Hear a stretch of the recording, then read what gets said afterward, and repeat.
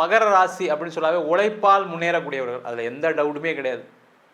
நீங்கள் உழைச்சிங்கன்னா தான் உங்களுக்கு பைசா, உழைச்சிங்கன்னா தான் உங்களுக்கு சம்பளம், உழைச்சிங்கன்னா தான் உங்களுக்கு வாழ்க்கை, உழைச்சிங்கன்னா தான் உங்களுக்கு அங்கீகாரமும் கூட.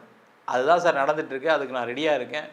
ஆனால் உழைச்சி கடைசியில் எல்லாம் வீணாக போச்சு சார், நஷ்டமாகி போச்சு, கடனாகி போச்சு, எல்லாத்தையும் இழந்துட்டேன், சொத்தை இழந்துட்டேன், காரை இழந்துட்டேன், என் மனைவியை பிரிஞ்சு வாழ்ந்துட்டுருக்கேன், கணவனை பிரிஞ்சு வாழ்ந்துட்டுருக்கேன், குடும்பத்தில் எல்லாருக்கிட்டையும் சண்டை, என்ன பண்ணுறது தெரியாமல் முழிச்சிட்ருக்கேன் சார்.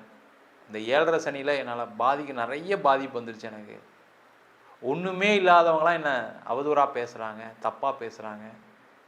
நான் திருப்பி வந்துடுவேனா சார், சாதிச்சிருவேனா சார் அப்படின்னு கேட்கக்கூடிய ஒரு நிலையில் தான் இருக்கீங்க. தினம் தினம் உங்களை நீங்களே கேட்டுப்பீங்க, நம்ம ஜெயிச்சிருவோமா, ஏதாவது நடந்துருமா, நம்மளால் ஜெயிக்க முடியுமா அப்படின்ற ஒரு கேள்வி உங்களுக்குள்ளேயே வந்துக்கிட்டே இருக்கும்.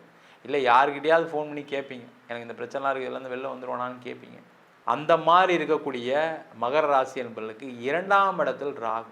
2ஆம் இடத்துல ராகு வரும்போது என்ன கேட்டிங்கன்னா, பணம் சம்பந்தமான விஷயங்களை பெரிய லாபத்தை கொடுக்கும். பொருளாதாரத்தில் மிகப்பெரிய வெற்றி கிடைக்க போகிறீங்க, அதில் எந்த டவுட்டுமே கிடையாது.